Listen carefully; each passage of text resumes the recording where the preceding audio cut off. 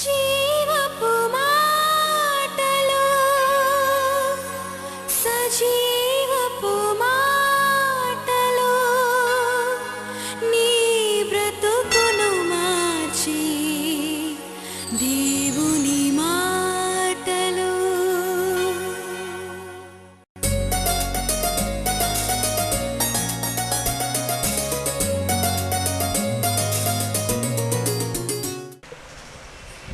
దేవునికి స్తోత్రం. ఈరోజు ఆరాధనకు వచ్చిన దేవుని బిడ్డలందరికీ కూడా ప్రభు పేరిట శుభములు తెలియజేస్తున్నాను. ఈరోజు పరిశుద్ధ గ్రంథం నుండి 63వ కీర్తన ధ్యానించుకుందాం. ఈ దావీదు యూదా అరణ్యంలో నుండి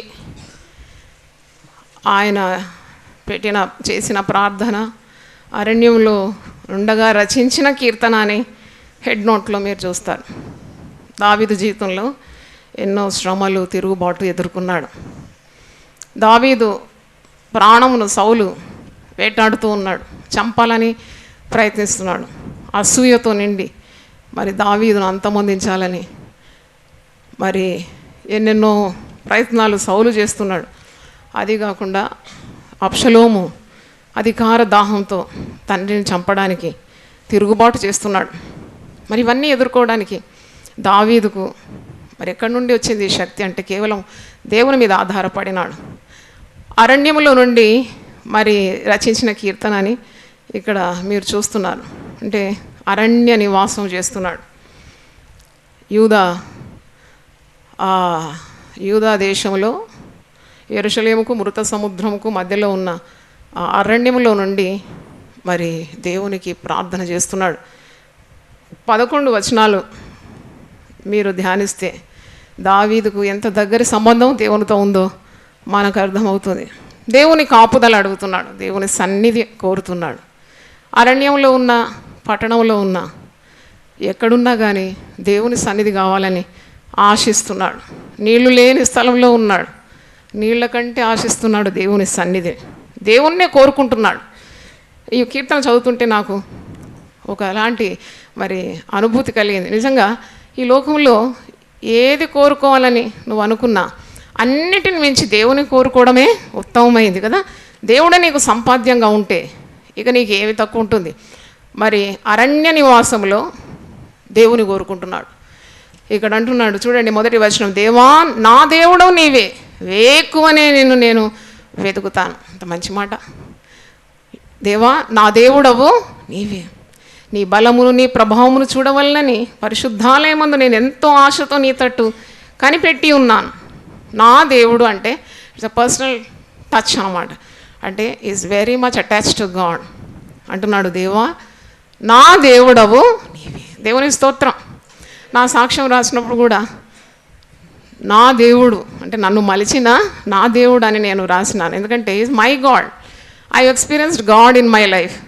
కనుక అంత అనుబంధం, దగ్గరి సంబంధం ఉంది కాబట్టి అలా నువ్వు చెప్పగలవు. పౌలు కూడా చాలాసార్లు నా దేవుడు తన ఐశ్వర్యం చొప్పున మీ ప్రతి అవసరత తీరుస్తాడని అంటాడు. అంటే అంతగా దేవునికి దగ్గరగా ఉన్నాడు. నేను నిన్ను వెతుకుతాను. ఎప్పుడు వెతుకుతాను? నిన్ను వేకువనే నిన్ను వెతుకుతాను. దేవుని స్తోత్రం. మనం అందరం ప్రార్థన చేస్తాం. ఉదయం లేచి చాలా కాలానికి దేవుణ్ణి వెతకడం కాదు, కానీ ఈ కీర్తన చదివినప్పుడు నువ్వు ఉదయమే అన్నిటిని వెతుకక ముందే దేవుణ్ణి వెతకాలి. You have to seek God first in your life. దావీదు అంటున్నాడు, నా దేవుడు నీవు, వేకువనే నేను నిన్ను వెతుకు అంటే put first God in my life. నేను ఉదయము లేవగానే వేరే పనులేవి చేయకముందే, ఇతరులతో నేను మాట్లాడకముందే నేను నీతో మాట్లాడతాను. ఇతరుల శబ్దం నేను వినకముందే నా శబ్దం నీకు వినిపిస్తాను, నీ శబ్దం నేను వింటాను అంటున్నాడు. వేకువని నేను నిన్ను వెతుకుతాను. మరి ఇక్కడ అంటున్నాడు 2వ వచనం చూడండి, నీ బలమును నీ ప్రభావమును చూడవల్లని పరిశుద్ధాలయమందు నేనెంతో ఆశతో నీ తట్టు కనిపెట్టి ఉన్నాను. అంటే ఇప్పుడు అరణ్యంలో ఎక్కడ ఉంటుందండి ఆలయం కదా. అరణ్యంలో ఒక ఆలయం ఎక్కడ ఉంటుందో అతను పోయి ఆరాధించుకోవడానికి. పరిశుద్ధాలయం తట్టు నేను ఆశతో నేను కనిపెడుతున్నాను, నీ ప్రభావం నేను చూడాలి అంటే ఆలయం వెళ్ళాలనే ఉన్న తృష్ణ. మరి ఆలయం వెళ్ళాలని ఆశ ఉంది కానీ వెళ్ళలేకపోతున్నాడు కదా. కానీ ఆలయంలో దేవుని సన్నిధి అరణ్యంలోనే అనుభవిస్తున్నాడు. దేవునికి స్తోత్రం, హల్లెలూయా. అంటే he seeking God's presence in the wilderness. అరణ్యములో ఎటు పోవడానికి వీలు లేదు, ఒక ఆలయంకి వెళ్ళి ఆరాధించడానికి వీలు లేదు. ఆయన అరణ్యంలోనే అతనున్న చోటనే దేవుణ్ణి దింపుకుంటున్నాడు అన్నమాట. దేవుని సన్నిధి అనుభవిస్తున్నాడు. నీళ్లు లేక ఉండి ఉన్న దేశమందు నా ప్రాణము నీ కొరకు తృష్ణగొని ఉన్నది. అరణ్యములో నీటి చుక్కలేదు. ముఖ్యంగా ఈ అరణ్యంలో నీరు దొరకదట, నీరు చాలా అరుదు. మరి తను పరుగెత్తుతున్నాడు అనుకో, ప్రాణ భయంతో అటు ఇటు పరుగులెత్తుంటే చెమట గారిపోతుంది, దేహంలోనే నీళ్ళంతా పోతుంది కదా, అప్పుడు దాహం అవుతుంది కదా. కానీ ఇక్కడ అంటున్నాడు, ఆ దాహం కంటే, ఆ నీటి కోరిక కంటే నీ సన్నిధే నేను కోరుతున్నాను అంటున్నాడు అనమాట. దేవుని స్తోత్రం. More than the water he requires, he seeking the presence of God. నీళ్లు లేక ఉండి ఉన్న దేశమందు నా ప్రాణము నీళ్ళ కొరకు కాదు నీ కొరకు తృష్ణగొని ఉన్నది. హల్లెలూయా చెప్తారు ఒకసారి. హల్లెలూయా. దేవుని కొరకు ఆశ కలిగి ఉన్నాడు అన్నమాట. దేవుని సన్నిధి కొరకు ఆశపడుతూ ఉన్నాడు. దేవునితో ఉన్న బంధం కొరకు తహదాలాడుతున్నాడు. నీ మీద ఆశ చేత నిన్ను చూడవల్లని నా శరీరము కృషించుచున్నది. నిన్ను చూడాలి, నీ శక్తిని అనుభవించాలి, నీ ప్రేమను అనుభవించాలి అని అంటున్నాడు. నా శరీరమే కృషించిపోతుంది. మీరు 42వ కీర్తనలో కూడా చూస్తారు కదా, ఈ కీర్తనలో కూడా ఒకసారి చూడండి. 42, దుప్పి నీటి వాగుల కొరకు ఆశపడినట్లు దేవా నీ కొరకు నా ప్రాణము ఆశపడుచున్నది. నా ప్రాణము దేవుని కొరకు తృష్ణ కొనుచున్నది. జీవము గల దేవుని కొరకు తృష్ణ కొనుచున్నది. దేవుని సన్నిధికి నేను ఎప్పుడు వచ్చేదను, ఆయన సన్నిధిని నేను ఎప్పుడు కనబడేదను. చూడండి ఎంత ఆశ. తర్వాత 3వ వచనం చూడండి, నీ కృప జీవము కంటే ఉత్తమము. ఒకసారి చప్పట్లు కొట్టి దేవుని స్తుతిద్దాం. హల్లెలూయా. నీ కృప నాకు చాలయ్యా, నీ కృప ఉంటే నాకు చాలు. పౌలు భక్తుడు కూడా అంటాడు కదా, మరి ఆయన ప్రార్థన చేస్తే జవాబు రాలేదు. జవాబు ఏమొచ్చిందంటే, ఆయన శ్రమల్లో ముళ్ళు తొలగింపబడడం కాదు, కానీ దేవుని కృప ఉంటే చాలు.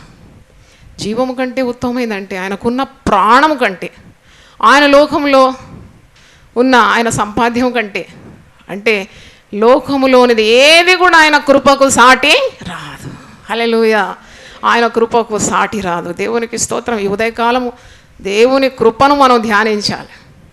అవును, ఎంత కృప నీ జీవితంలో నువ్వు అనుభవించినావు, ఇంకా దేవుడు ఎంత కృప నీ కొరకు దాచి ఉంచినాడు. ఆయన ప్రేమ, కృప అంటే నీవు అనర్హంగా ప్రేమ కదా, దేవుని ప్రేమను ఉచితంగా పొందుకుంటున్నావు.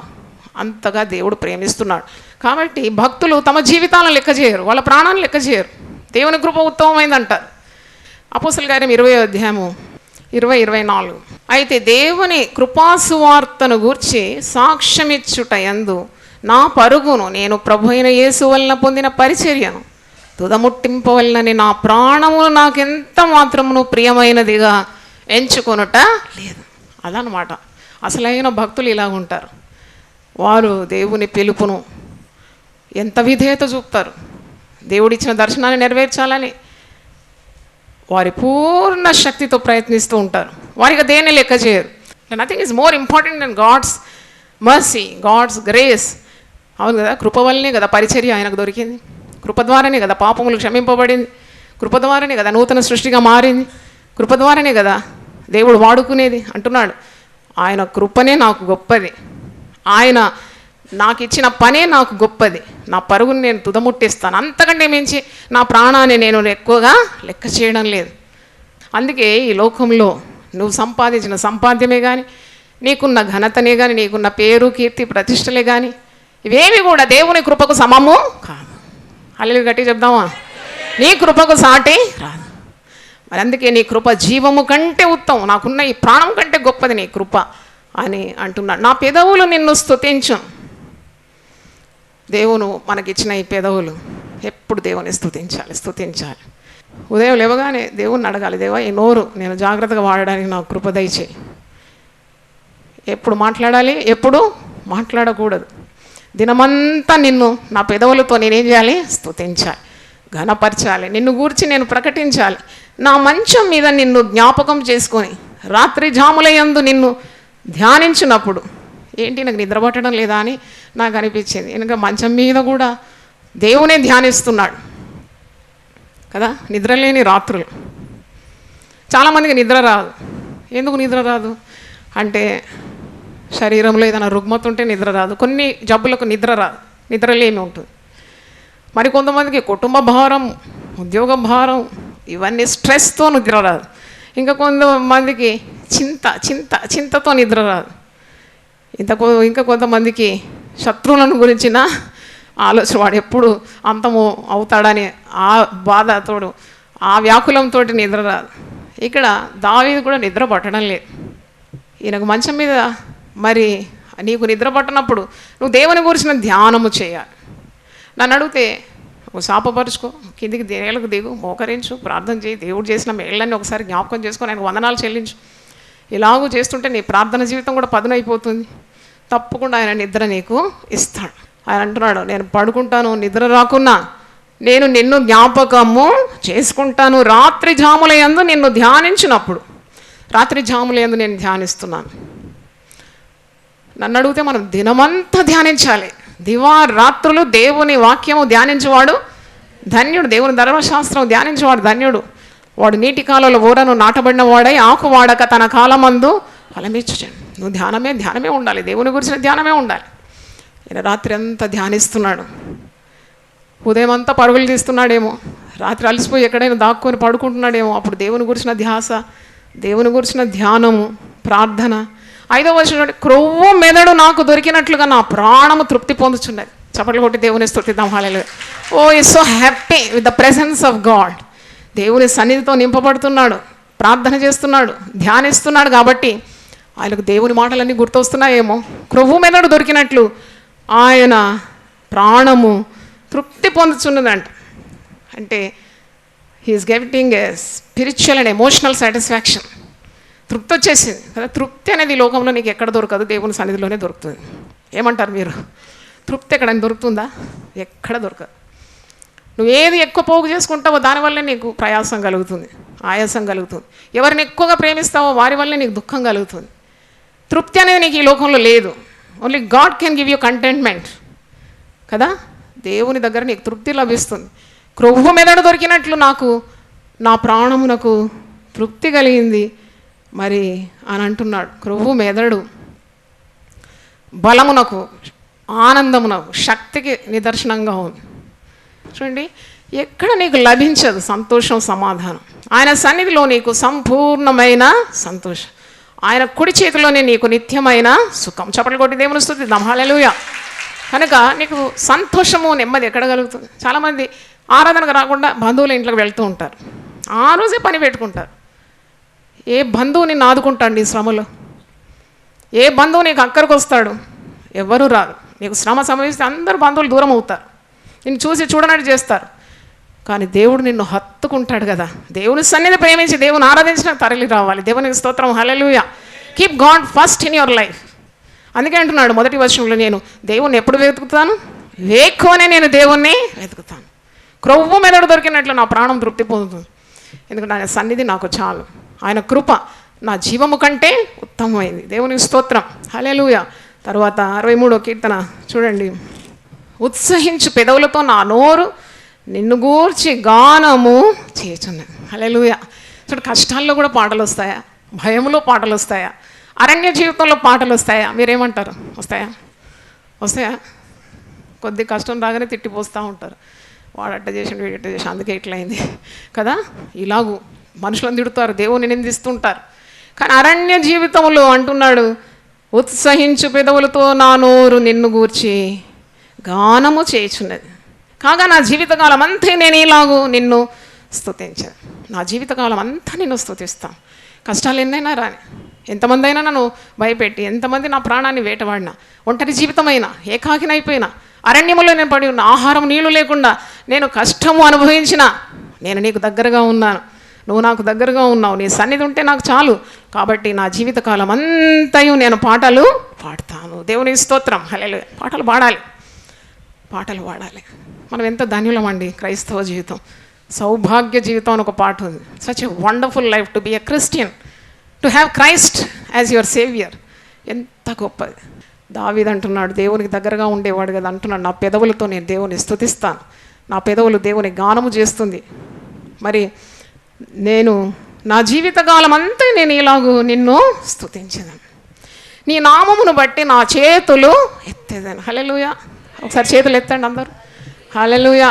నీ నామమును బట్టి నా చేతులు ఎక్కడికి ఎత్తుతున్నావు? ఈ చేతులు దేవుని సింహాసనం తట్టు ఎత్తుతున్నావు కదా, మర్చిపోకు. When you lift your hands in a way you are ready to receive what God is going to give you అన్నమాట.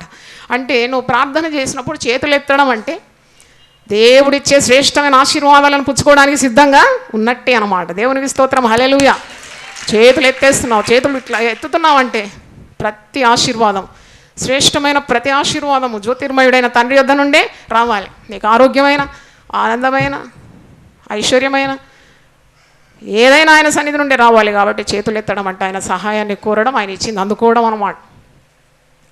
అంటున్నాడు, నీ నామమును బట్టి నా చేతులు ఎత్తెదను, నీవు నాకు సహాయుడవై ఉంటివి. నీవు నాకు సహాయకుడవి. అన్ని నామాల్లో కంటే బెస్ట్ నామం హెల్పర్. దేవుడు నాకు సహాయకుడు. భయపడకము, నేను నీకు సహాయం చేసేదాను. అంత మంచి మాట అండి. God's nature, one of the natures his attributes is helping people. ఆయన సహాయం చేస్తాడు. ఎబెనేజర్, యెహోవా ఎబెనేజర్ అంటే యెహోవా నా సహాయపు రాయి. దేవుడు నాకు సహాయం చేసినాడు అంటే అరణ్యంలో మరి ఎవరు సహాయం చేసినారు? దావీదునకు దేవుడే తోడున్నాడు.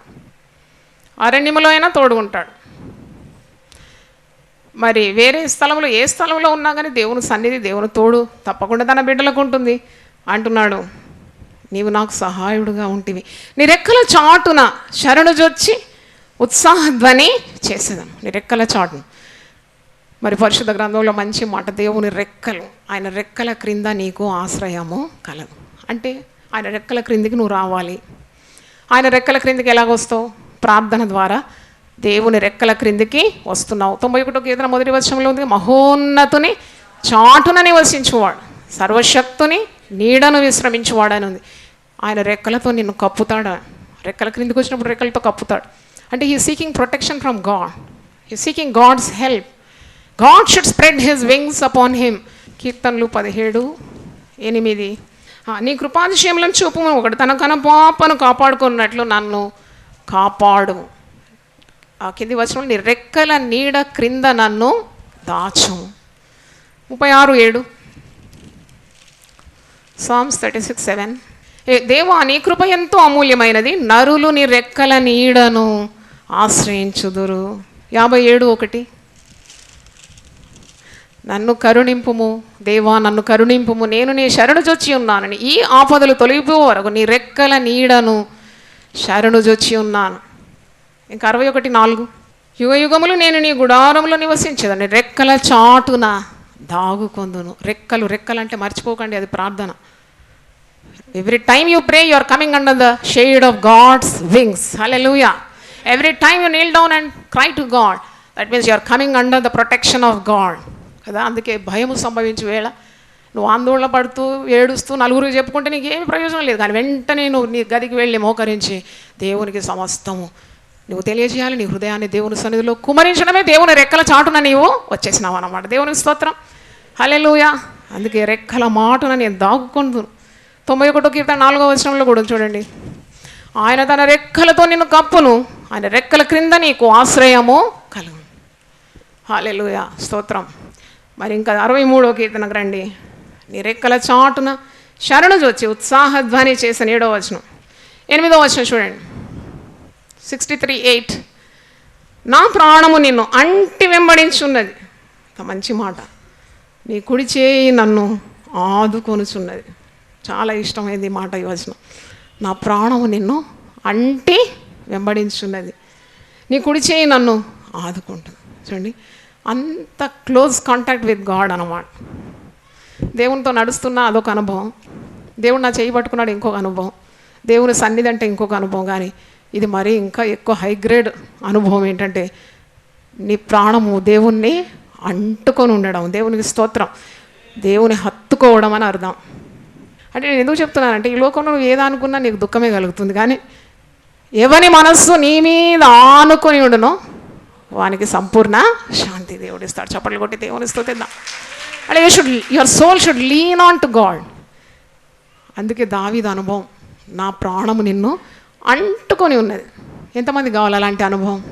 అందరికీ కావాలి. దేవుని స్తోత్రం. Want such an experience where you can just be so close to God, అంటే అంత లీనింగ్ ఆన్ గాడ్, అంతగా నువ్వు దేవుని సన్నిధికి దగ్గరగా ఉన్నావు, దేవునికి దగ్గరగా ఉన్నావు, ప్రాణం అంటుకొని ఉన్నది.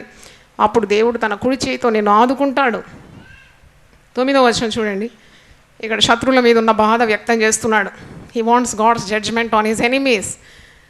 నా ప్రాణమును నశింపజేయవలనని వారు దాన్ని వెతుకుచున్నారు, శత్రువులు. ఎందుకంటే ఇతన్ని అంతమొందించాలని శత్రువులు వెంటాడుతున్నారు. 2వ సమయంలో గ్రంథం 15 నుండి 18 చదివితే మీకు అంత అర్థమవుతుంది, కాంటెక్స్ట్ అర్థమవుతుంది. 2వ సమయంలో 15 నుండి 18 చదువుతున్నప్పుడు ఏ సందర్భంలో ఈ యొక్క కీర్తన రచించినాడో మీకు స్పష్టమైపోతుంది. శత్రువుల గురించిన చింత దావీదు. వారు నన్ను నశింపజేయాలని వెతుకుతున్నారు, కానీ వారు భూమి క్రింది చోట్లకు దిగిపోదురు. అంటే he wants God's judgment on his enemies. బలమైన ఖడ్గమునకు అప్పగింపబడదు, నక్కల పాలవుదురు. నక్కల పాలంటే ఈ శవశరీరాలను నక్కలు మరి అవి తినేస్తాయి అన్నమాట. అందుకే నక్కల పాలైపోతాడంటే ఆ నక్కలు, the foxes will thrive on the dead bodies. అందుకే అంటున్నాడు వాడు నక్కల పాలైపోవాలి, నా శత్రువులు బలమైన ఖడ్గానికి అప్పగింపబడతారు. దేవుడు నాకు తోడున్నాడు, నాకేం భయం లేదు. రాజు దేవుని బట్టి సంతోషం. ఏ రాజు? ఏ రాజు? తప్పు. రాజు దేవుని బట్టి సంతోషించని దావీదు అంటున్నాడు. ఆయన గురించి అంటున్నాడు అన్నమాట.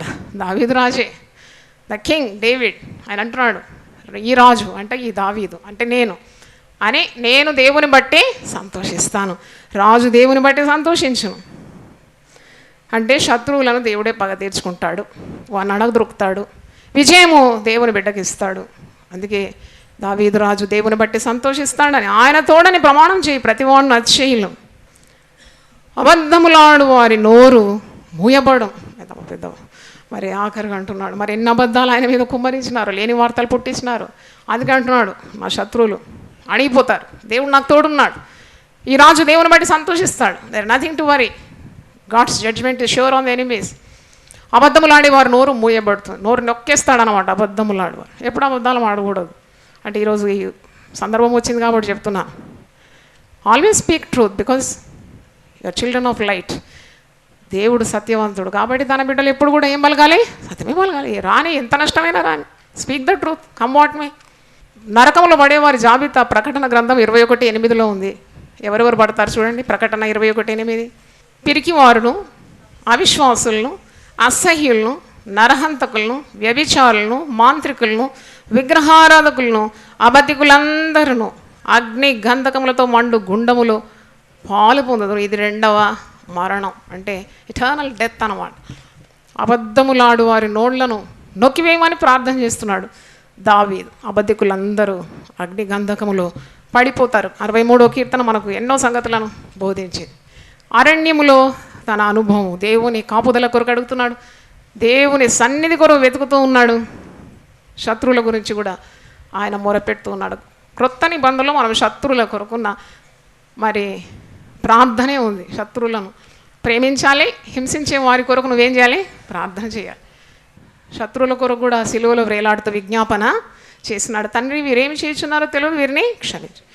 మనం ప్రార్థన చేసినప్పుడు శత్రువుల కీడు రావాలని ప్రార్థన చేయకూడదు. నిన్ను బాధించేవారి కొరకు, హింసించేవారి కొరకు, ఉపద్రవం చేసేవారి కొరకు వారిని ప్రేమించి వారి కొరకు ఏం చేయాలట? ప్రార్థన చేయాలి. దేవుడే పగ తీర్చుకుంటాడు. పగ తీర్చుట నా పని, యుద్ధము యెహోవాది. కనుక నువ్వు అంతగా you have to submit your self to God. దేవుణ్ణి వేకుని వెతకడం, అలాగే ఆయన ఆలయమును ప్రేమించడం, త్రాగడానికి నీళ్ల కంటే దేవుని సన్నిధిని ఆశించడం, ఆయన కృప జీవము కంటే ఉత్తమమైందని రాత్రి జాములందు దేవుని ధ్యానించడం, పెదవులతో దేవుని స్తుతించడం, క్రొవ్వు మెదడు దొరికినట్లు మరి ప్రాణము తృప్తి పొందడం. ఆయన అంటుకుంటే ఇక మనకే కొదువ లేదు. దేవుని స్తోత్రం, హల్లెలూయా. మరి ఇక్కడ అంటున్నాడు, నా ప్రాణము నిన్ను అంటి వెంబడేస్తుంది, నా శత్రువుల విషయంలో కోరిక నువ్వు తీరుస్తావు. రాజు దేవుని బట్టి సంతోషిస్తాడు. ఏ రాజు? దావీదు రాజు. దేవుని స్తోత్రం. చప్పట్లు కొట్టి దేవుని స్తుతిద్దాం. హల్లెలూయా. ప్రార్థన చేసుకుందాం. హల్లెలూయా. ప్రతి ఒక్కరు కూడా దేవుని స్తుతించు. దేవా, నీతో ఒక ప్రగాఢమైన అనుబంధం మాకు దయచేయండి. అరణ్యములో దావీదు నీ సన్నిధి కోరుతున్నాడు, నీళ్ళ కంటే ఎక్కువగా నీ సన్నిధి కావాలని ఆశిస్తున్నాడు. గొప్ప దేవా, అటువంటి అనుభవం మాకు కూడా దయచేయండి. నీ కృప జీవము కంటే ఉత్తమమైంది, నా ప్రాణము నిన్ను అంటే వెంబడిస్తుంది. నాయన నిన్ను కలిగిన జీవితము మాకు దయచేయండి. నీ కృప జీవము కంటే ఉత్తమమైందని మేము వాక్యంలో నేర్చుకున్నాం. గొప్ప దేవా, గొప్ప దేవా, నీ సన్నిధితో ప్రతి ఒక్కరిని మీరు నింపుమని. విచారాలుంటే కొట్టివేయండి, చింతలుంటే కొట్టివేయండి నాయన. సన్నిధిలో మాకు దొరకందంటూ లభించిందంటూ ఏదీ లేదు. నువ్వు ఉంటే మాకు చాలు ప్రభు. తండ్రి నీకు స్తోత్రం.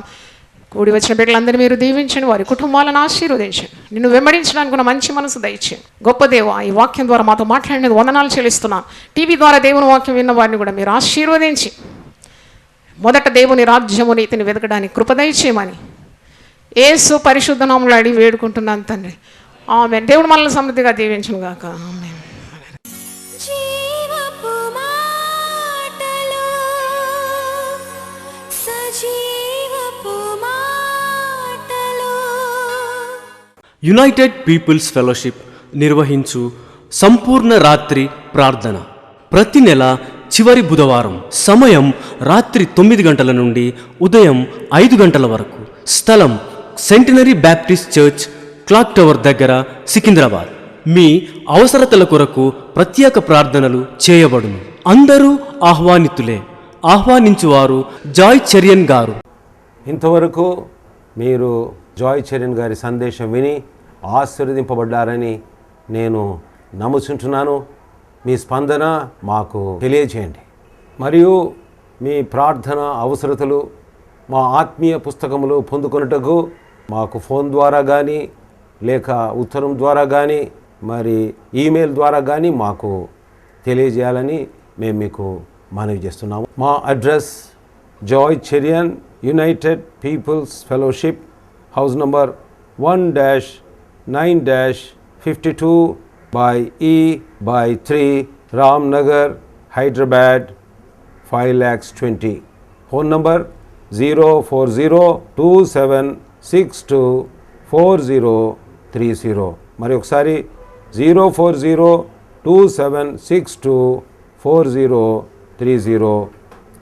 మా ఈమెయిల్ joycherian@hotmail.com మరియు వెబ్సైట్ www.unitedpeoplesfellowship.com. మా ప్రార్థనా కూటములు ప్రతి శుక్రవారం రామ్నగర్ ఆలయంలో ఉపవాస ప్రార్థనలు సాయంత్రం 4 నుండి 8:30 గంటల వరకు ఉంటుందని తెలియజేస్తున్నాను. మరియు ఆ కూటములకు ఆహ్వానిస్తున్నాను. మరియు ప్రతి ఆదివారం రామ్నగర్ ఆలయంలో ఉదయకాల ఆరాధన 6 నుండి 8:30 గంటల వరకు, మరియు ఆదివారం సాయంత్రం 5 నుండి 8:30 గంటల వరకు జిఎన్ గార్డెన్ ఫంక్షన్ హాల్, చేపల మార్కెట్, పార్షిగుట్ట దగ్గర, రామ్నగర్లో సిస్టర్ జాయ్ చెరియన్ గారు ఆశీర్వాదములు కలిగించు దేవుని 1000 ఆదేశములు అక్కడ అందిస్తారని మనవి చేస్తుంటున్నాను. యెహోవా మా ప్రభువా, ఆకాశములలో నీ మహిమను కనపరచువాడా, భూమి అందంతటా నీ నామము ఎంత ప్రభావము గలది. కీర్తనలు 8:1. ప్రతి మంగళవారము ఉదయం 10 గంటల నుండి 1 గంట వరకు జాయ్ చెరియన్ గారు దేవుని 1000 నామముల శీర్షికను మరొకసారి ప్రసంగిస్తున్నారు. స్థలం యునైటెడ్ పీపుల్స్ ఫెలోషిప్, రామ్నగర్ ఆలయంలో. అందరికీ ఆహ్వానం. దైవనామములు ధ్యానించి దైవశక్తిని అనుభవించండి. ఈ టీవీ కార్యక్రమం ముందుకు కొనసాగించబట్టకు ప్రార్థించి సహకరించాలని మనవి చేస్తున్నాం. దేవుడు మిమ్మల్ని దీవించుగాక. నిరాశలే